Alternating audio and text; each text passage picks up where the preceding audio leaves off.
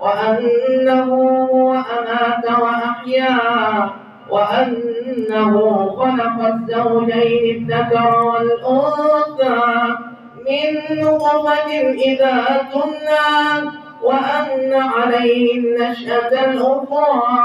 وأنه هو أغنى وأقنى، وأنه هو أغنى وأقنى،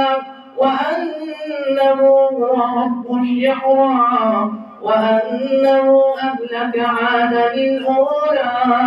وثمود فما أبقى، وقوم نوح من قبل إنهم كانوا هم أظلم وأطغى، والمؤتفكة أهوى فغشاها ما غشا، فبأي آلاء ربك تتمارى. هذا نذير من النذر الأولى، أزفت الآزفة ليس لها من دون الله كاشفة، أفمن هذا الحديث تعجبون وتضحكون ولا تبكون، وتضحكون ولا تبكون وأنتم سامدون، فاسجدوا لله واعبدوا.